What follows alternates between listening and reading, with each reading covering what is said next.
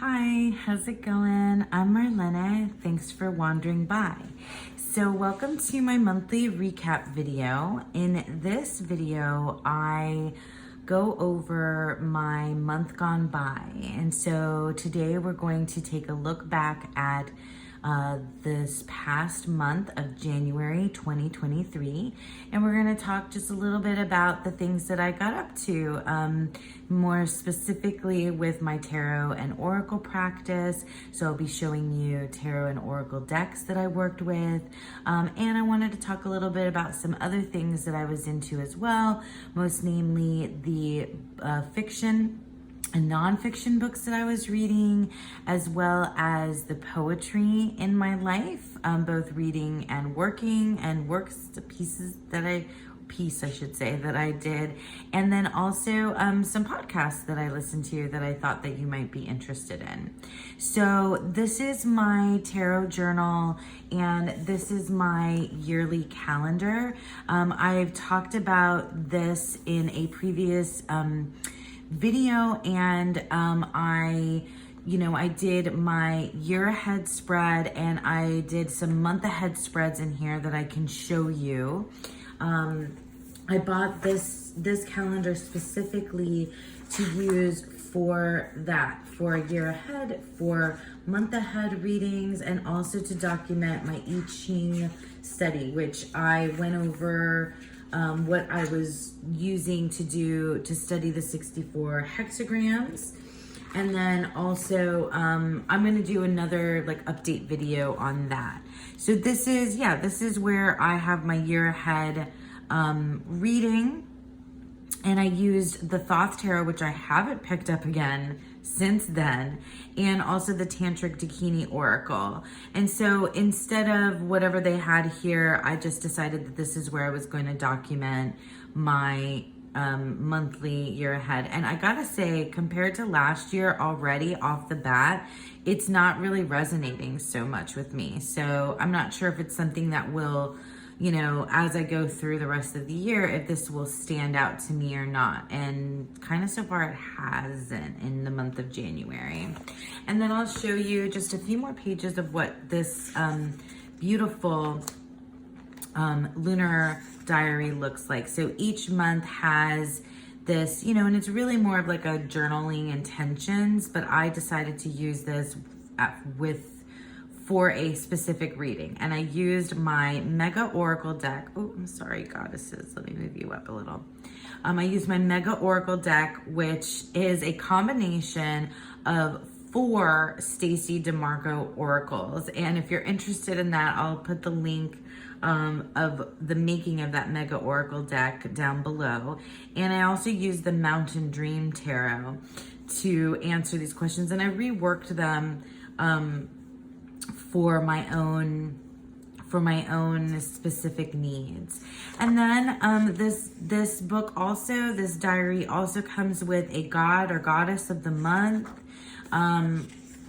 I didn't start, and then my I Ching study began on the 2nd of January, and I kept track of everything in here. I also wanted to highlight moon phases, because that's what this whole calendar is really set up for, because it follows, you see the different moon phases. But I will definitely get more into my I Ching update and let you know how that went, and specific things more specific to that another time. So let me show you just real quickly what's in my journal here, and the setup is very much the same. I'd love to show you more what's in my journal, but it's personal, and also it is a lot of what I work on is part of practices in a membership, and so I don't want to give away the membership stuff that you would need to join the membership for. So anyway, I always put my cards of the month, and like I said, this for the first time with this type of practice, it didn't really resonate. So I don't know if that's something that I'll keep referring back to. I mean, I did it for the whole year, so we'll see. And then I just list my, my practices and check things off here with my month ahead, the I Ching, the moon readings. I'm bad. I don't know how I want this. I don't know how to make this a more permanent part of my practice, and I really do want to. It just always seems to, life gets in the way when I attempt to follow the full moon. And this time I wanted to do a dark moon reading on the night of the dark moon, and then follow that up with the next day with the new moon and setting, intentions and things like that. I did do the full moon reading, and I used, I guess I can show you just real quickly while I'm right here. I used this deck, the Elemental Goddess Tarot, for my full moon readings. And I've shown you guys this deck before. It is this like super funky digital collage deck that I found on Etsy, and I'll put a link to it below if you're interested. It's just kind of weird, kind of all over the place, pippish, Pippi Longstockings, pippish. But I really love it. It very much embodies the energy of the full moon for me. It feels full and complete and whole, and it feels tapped into goddess energy. So since I got it, I have definitely used it for moon readings, for full moon readings. And it seems to me that that's a practice that I've been able to stick to, whereas the new moon and dark moon, I have not. I have not. So monthly medicine, I talk about all the time. And if you don't know, I'll put a link below to where Dawn Michelle at Dawn Michelle Tarot, my friend, has a membership and does a guided monthly practice. So I'll set you up with the link to that if you want to know more from Dawn Michelle, what that's about. And I'll show you the decks that I use for these weeks. This is like the foundation of my tarot practice monthly, and I did it all last year, and so it's a big part of what I do every month. So you'll always see that if you keep up with me. And then finally, the self-worth path. So my other good friend, Lisa Pepez, has a membership as well, which many of you probably already know, the Unicorn Fam. And I can't remember exactly which tier it is. I believe Badass Unicorns. But in any case, we are doing a really cool practice where we are incorporating reading Lisa's book. So I guess I'm going kind of out of order here, whatever. The Self-Worth Path, which I have also on my Kindle, but I have the paper version as well. And you don't have to buy her book or read her book to follow along in the practice, but it's just a wonderful companion. Reading this book, and then we're going like little chunk by little chunk and then she gives us a tarot reading to do with that work. And then we also meet up for a live chat on her channel on YouTube and discuss, that a particular topic that's covered in the book. And also if we want to share, our experience with our tarot reading with that. And I'll show you, since I'm doing this like all out of order than like I normally would. This is the tarot deck that I used for that particular practice, the Self-Worth Path practice. This is called To the Moon and Back. And this is a little baby tarot that is an independent deck that I got on Etsy as well. It's collage style. It's so sweet and friendly and funny, and just the type of deck that fits for working on self-worth and understanding your value. Like it is... Yeah, I didn't have it planned out. This is just one of the decks that I carry with me. And I was, I was pressed for time, so I did my reading on my lunch break at work, and it just was such a beautiful, great experience. And this deck was great for that. And I'm pretty sure I'll continue using this little baby to the moon and back tarot for my self-worth path readings as I continue on with that practice throughout the year. I hope I stick to it. I definitely hope that I stick to that. And and the I Ching hexagrams, I kind of skipped over that. So I guess I'm not linear, you guys, and I'm not going in linear order. But the I Ching hexagrams, I've used a couple different decks with those, but this one was the one that I started out with and used the most at the beginning. This is the Mountain Dream Tarot. I have featured this deck on my channel a couple times already. I used it as a backdrop and a flip through for a poem that I wrote that I recited for you guys. This deck has a real beautiful history. It is, I believe, 1970, early 1970s. And the creator there's a cool story about how it was put together with photos of her friends and family and how she was able to collage in the darkroom and create these colors. And the floating, cups and wands and different symbols of a Waite Smith clone, which is essentially what it is. This deck is a dream, a mountain dream. It's a dream to work with. It's a beautiful, very clear, but nostalgic, funny at times, whimsical, just beautiful reader. I've really enjoyed my time with it so far, and I definitely feel like this deck will continue to be. That guy looks like John Belushi. There's another, the King of Pentacles, where it's John Belushi. Anyway, this is a fabulous deck. Definitely, one of my new favorites. And I really enjoyed using it with the I Ching hexagrams. And when I do my I Ching update, I'll give you more insight into what those readings looked like. So this is, my front page cover where I list my practices. And then, the next spread in my tarot journal is where I list, all the things. So I have my tarot decks, and this time I listed how I use them, the oracle decks that I use, poetry, the books and podcasts I added in here.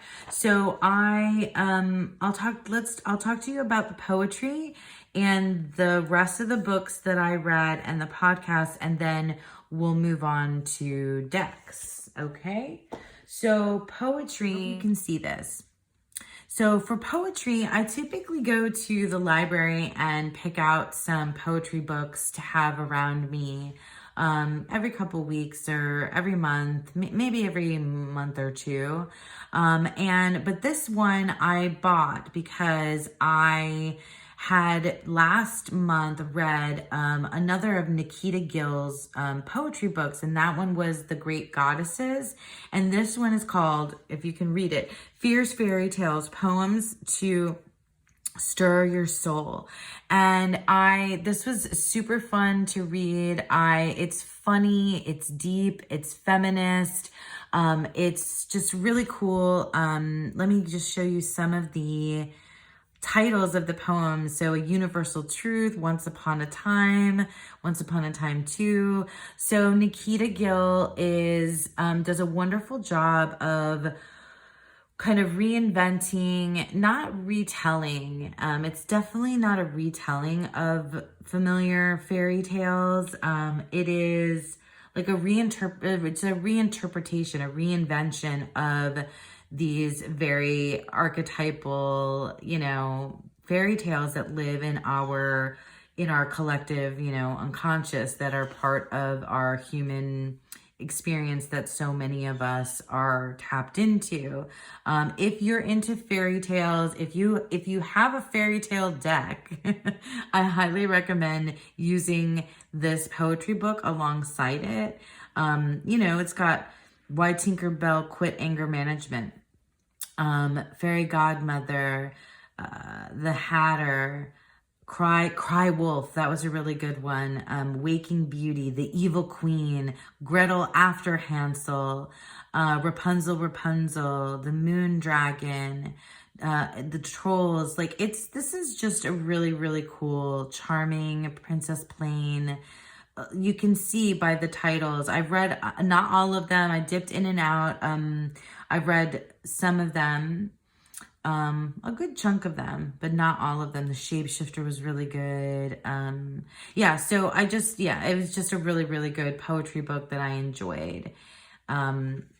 That I definitely enjoyed reading. Another poetry book that I've already returned to the library that I spent quite a bit of time with this month, but have in the past as well, is, and I'll put the picture up on the screen, is Maya Angelou. And I believe I'm not sure if it's the selected works or completed works, one of those, not anthologies, one of those. So Maya Angelou is,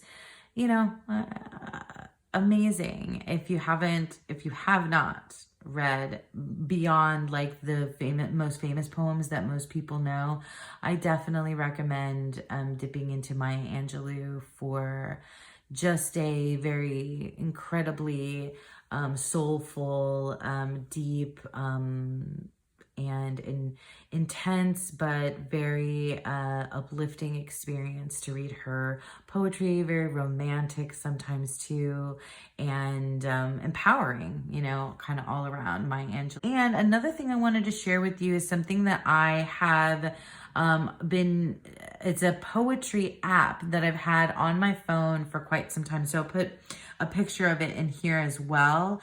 It is the Poetry Foundation app, and it's super cool because you can use it to look at different topics and spin and just get a random poem, daily, weekly, however you want to do it, whenever you pop open the app. And I really like to do it just to kind of expose myself to different poets that I might not know.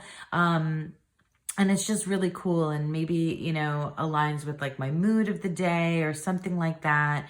I could definitely see using it alongside the tarot and oracle. But yeah, it was something that I kind of got back into this month in January, and I would spin and read some poems in there as well. The last bit, that I can tell you about poetry is my own poem that I wrote this month. I've mentioned before, I'm a poet, but I'm not a prolific poet. I don't write constantly. I do want to change that and write more. But this month I did write a poem, and I shared it with you. I'll link that in the cards. And so that's my works, and I just kind of want to keep a record of my own, what I'm doing with poetry as well. And then I'll just tell you about the nonfiction book other than Lisa's that I read this month, or that was part, I didn't read the whole thing, but that I am using and dipping in and reading this past month as part of my I Ching practice.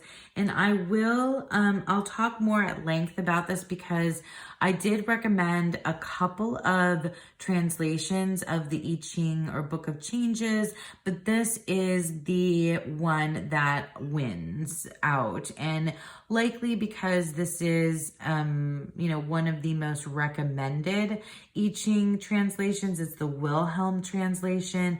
As far as I can tell, in academic circles of people who have worked with the I Ching and are practitioners or scholars around this, topic, this Wilhelm translation seems to be one that people reference a lot, and it's, in my mind, compared to the other ones that I had, was the best choice for that type of study, for a deeper dive, a more academic, study, as well as a translation of the Book of Changes.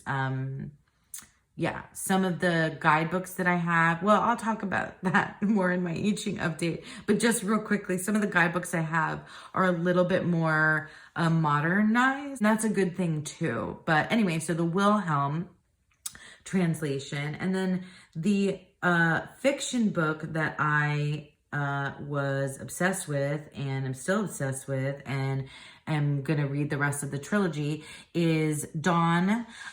This is book 1 of the Xenogenesis trilogy. This trilogy by Octavia Butler is also called Lilith's Brood now, and it's reprinting. So I've mentioned this book before. I did a whole video where I paired it with the Dream Vision Tarot for specific readings while you tarot readings while you read. I can't believe that I hadn't read this before. Octavia Butler is a well-known science fiction and fantasy writer who's been around since the 80s, I want to say. And I can't believe I haven't read her stuff before.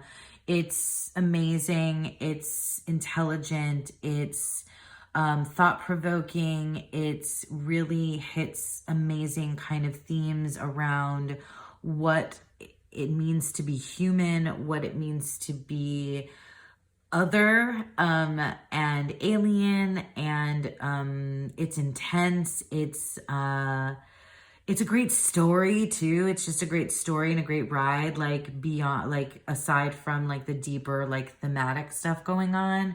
It's just good stuff, and I can't wait to read the next book, which is waiting for me at the library right now and I have to go get. So that kind of covers it for books. And lastly, I just wanted to mention a couple of podcasts. First of all, and I'll put the picture of it on the screen. I have to thank BB at Pure Red Velvet. Pure Red Velvet, yeah, that's right. For bringing to my attention a podcast called 60 Songs That Explain the 90s. And I think I had heard of this before, but then BB mentioned it and I was like, wait, I've got to listen to this. And it's all the nostalgia that you would want if you grew up in the 90s, or came of age in the 90s, whatever. It's an amazing podcast. It's so much more than just the song. But I've listened to the one on Scrubs by TLC, A Long December by The Counting Crows. There's an episode on Hunger Strike by Temple of the Dog. There is an episode, I'm currently on the one that is Stay by Lisa Loeb, and I did listen to The Crossroads by Bone Thugs, and it's just really, really well done. It definitely goes beyond just discussing the lyrics and the song and the music. It's really about that time. It's really about things around that time. It's very, very nostalgic and like super fun. And I've really been enjoying that podcast. I also just want to quickly tell you about a podcast that I did listen to in January, but I've been listening to for quite some time now. And that is a podcast called The Rewatchables, which does include, it's got that nostalgia piece in it too, because it is, but it's not only 90s movies. It is, the premise of the podcast is that the hosts rewatch movies that are like infinitely rewatchable, that they are the type of movie that you could just always jump into at any point and rewatch. And so good. Like they've done all kinds of things, gangster movies, The Godfather, Goodfellas. They've done romantic comedies like When Harry Met Sally, and you've got Mail, and 90s movies, Reality Bites, and just so much really, really good stuff. And I am a kind of a pop culture, geek. So and movies, you know, music and that kind of stuff I'm very much into. And oh, the last thing that I will recommend that I didn't have listed on that page, but that I really kind of want to tell you about, it just dropped on the 31st of January. So it just made it for this month gone by. And I'll put a picture as well. But one of my favorite comedians, so like I love stand-up comedy. That's maybe something that not many people know about me. But I love stand-up comedy and I love this comic. His name is Nate Bargatze. And I've watched everything that he's done, all the specials. I've also gone to see him in person when he was in my town. And they just dropped on Amazon Prime. I'll put it up here. His latest, I think it's called Hello World. But you'll see because it'll be on the screen. He's hilarious.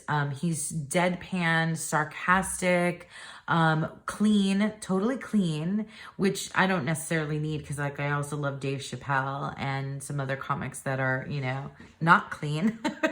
But it was hilarious. It's awesome. I recommend that you check out that comedy special. Okay, and so now we're gonna get into the decks that I used primarily this month of January for my monthly medicine. Okay, and so now everybody's favorite part is the decks, and these, you're going to see some pairings because that's kind of how I roll when I do my deck choices for the monthly medicine practice. And I started out with these two decks, the Celestial Tarot and the Cosmic Oracle. I used this deck as well, which is by the same creator as the Cosmic Oracle. And actually, I think Don Michelle combined these two when they were, and they're different, there's a different name for them in their previous printing. But anyway, that's neither here nor there. If I remember and if I can find it, I'll link to Don Michelle's like combining of these two decks because it's really, really cool. But yeah, so the Celestial Tarot and the Cosmic Oracle. So just put them side by side so you can see how they look together. Really cool pairing, you know, beautiful aesthetically, energetically. And they also just tell like a really beautiful story together. I was nervous about using the Celestial Tarot because it has a different system of decans than what I had and am going to spend more time with later this year. But the Celestial Tarot comes with a little white book that has a real wealth of information, like just really beautiful, just a lot in there, and it just works and it you know reads so well. And it was, yeah, like, you know, we're in the stars. It's very cosmic, it's super high vibe. I love the blues in here, the light baby blue borders. I just think that these kind of just are meant to be together. Like, look at that. Gorgeous, right? Oops, let's turn this on. Oh yeah, look at that. What a beautiful, I'll just stop there because Worlds Within Worlds and Mars, the Tower, yeah, stunning. Very powerful, very, very powerful duo here. Really love it. So let's move on to the next couple of decks that I used. So another pair that I put together for my monthly medicine readings in January was the Avatar Oracle and the Lion Strider Tarot. The Avatar and the Cosmic Oracle were newer to me. The Lion Strider Tarot is a deck that I have used before. So let's take a look at these guys side by side so you can see what that experience was like. Oh my gosh, I absolutely love that Three of Cups. The Lion Strider Tarot is one of my favorite decks. It's incredibly haunting. and it feels very personal. I always have a very, like, I want to say like mournful, but I mean, it's kind of somber, but also intense and kind of important experience with it. All that white space, you know, and the watercolor, is it watercolor? I don't know. But alongside here with the Avatar Oracle, which is a little bit different than the Cosmic Oracle, and you can see it's a little bit more, oh, did I show the backs of the others? This is the backs of these, and this has gold gilding. But anyway, these have a little bit more yellow hues and reds in here, which I think, you know, worked. Hang on, let me get these more next to each other, which I think worked really well. And oh my gosh, another tower moment here that really looks beautiful together. So that's where I'll stop for this pairing. And yeah, it was just a really good match. It was a really, like, again, high vibe, out of body kind of experience. And but the line strider a little bit more grounding force, so kind of coming back down to earth from where I had been with the Celestial Tarot and the Cosmic Oracle. So really, really good stuff with these two. I also used these two decks together this month, the Sacred Traveler Oracle cards and the Naturescapes Tarot, which is in a Don Michelle bag. These are the backs of that one. I used these two in a creative writing exercise that I did on my channel in January as well. So I'll link to that. But these were just, yeah, I needed to come down to the ground. And I wanted to kind of get, yeah, come down to earth, and also kind of think narratively, which is what these two decks do. And for this mission week is what it was that I used these two decks for. And they just, yeah, it was just a beautiful pairing. It definitely brought me a little bit more on the ground, or even maybe still on earth, you know, maybe floaty, a little floaty above, but still definitely on earth. I'm a big fan of this Sacred Traveler Oracle, and it's just very versatile. And then this Naturescapes Tarot, that's what it's called, Naturescapes Tarot, is just gorgeous with the landscapes. For me, it's also super versatile and a very, a deck that you can, you know, very easily path work into. You can use it as tarot, as, you know, something else. Why do I keep just landing on the Tower card and stopping there? That's kind of crazy, but like, look at these two together now. Grounding, go deep, explore your roots. And then we have the Tower with this lightning strike.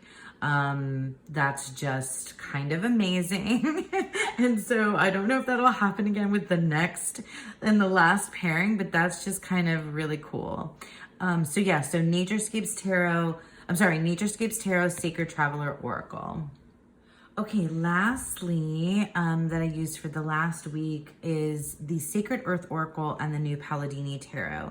So the New Palladini Tarot, I'm in love with, and we're going to see on my channel a lot more of this deck, the New Palladini Tarot.